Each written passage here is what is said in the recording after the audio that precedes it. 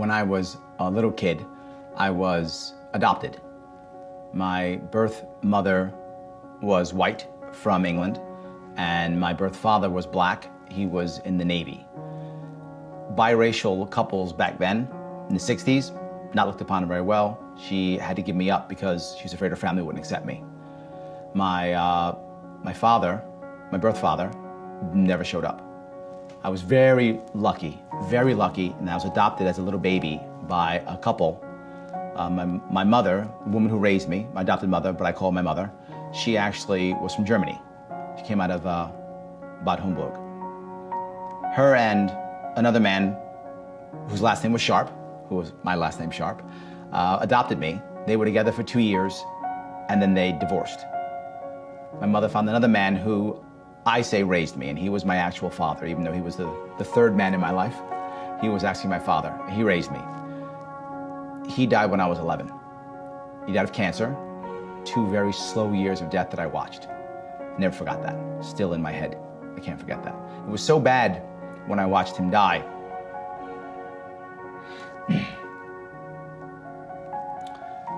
That the day itself was erased from my memory. And I mean this in a very odd way. People would ask me, when did your father die? And I couldn't remember. I didn't know. And it wasn't that I was trying to hide it. I could actually look at his gravesite and see the date, and then forget a minute later and not remember. It took me about 10 years before I could remember that date. It was March 18th. So I remember after that time, my mother had no family because her family was in Germany. And they'd kind of just about disowned her for packing up and moving to the States. She came when she was very young, 18, 19. So it was just me and her. My mother couldn't handle it. She really had a trouble when my father died, just like I did. And I just wanted to escape. So I had to become an older teen as fast as I could. I ran off to the Marine Corps when I was 17 years old, happy to just get out of the house and try to be a man. I was searching, I know now, for positive male role models I didn't have in my life. I wasn't going anyplace. I barely graduated high school. I was not in a good spot at all. My mother couldn't handle that at all. She collapsed. My mother started with first prescription drugs and then went to illegal drugs and eventually was arrested, lost everything, and was a convicted felon. I came back from the Marine Corps and I helped her. I helped her build back up. I took the money that I had, that I'd saved, and we got her back up and started, and I saw how hard it was for her to get around that. She paid for that mistake. She paid for that self-medication until she died. She always had trouble getting a job. She always had people judge her. She always was afraid that somebody was gonna go, you're a felon, you're fired. The system didn't give her a second chance. I had to force a second chance. But I began to realize that the system wasn't made for me and her. It wasn't made from a poor kid from the Bronx, an immigrant felon. It wasn't made for us. So I had to change it. I had to do my own thing. I had to go against the system. So I decided I'm gonna start making money. And I thought the only way I can make money is to sell stuff. But I realized something else. I didn't know how. I had no idea how to build a business. I had no idea how to go on my own. I had no idea. All I had was a desire, but nothing else. And that didn't go well. My first business, my first sales jobs I hated, but I did good at them. I could sell, I could talk to people. I'm talking to you now, I can talk to people. But I didn't have that much success. Good enough, but not great. What I found I had better success at was helping others to sell, that I was good at. My mother went off and started her home business. I helped her out, we built that business up. She had to because she couldn't get a job because she was a convicted felon. We started the business up, I left, I started my own business.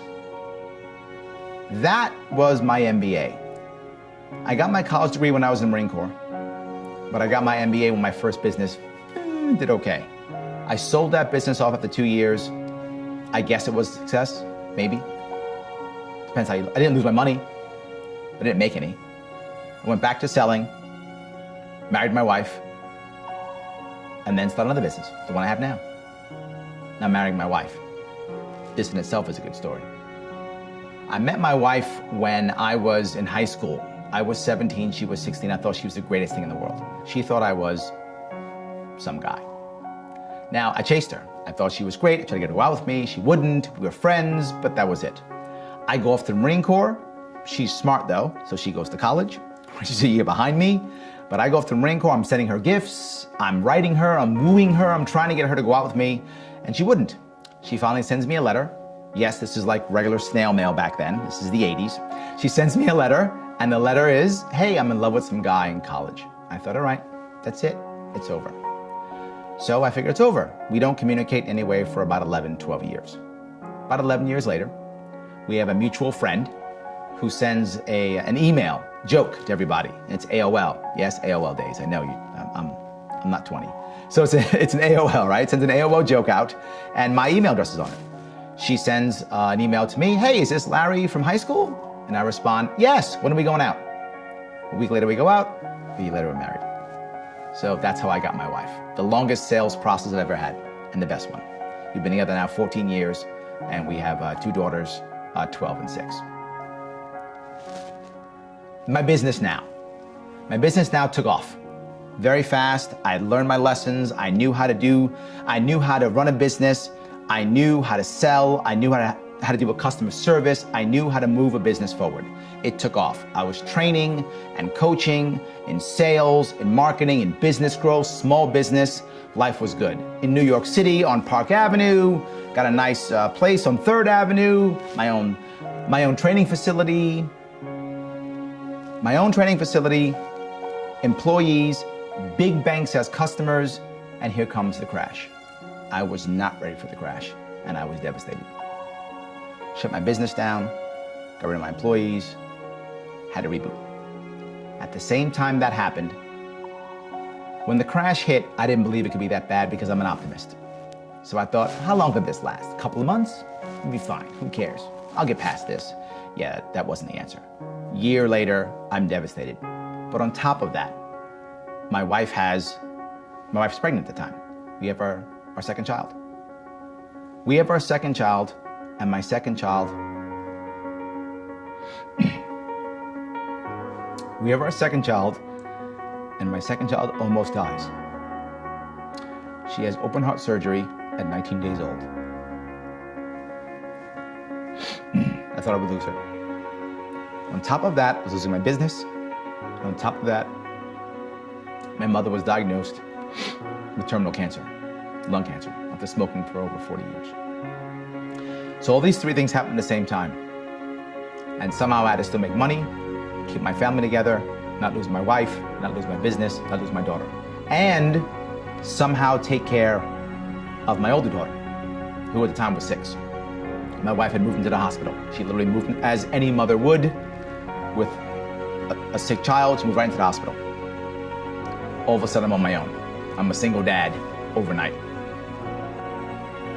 Somehow I came back from that to rebuild my business, to reboot, to change what I did, to use my relationships, and to build this back up into a business where now I can actually take off and I can actually be a candidate for VP.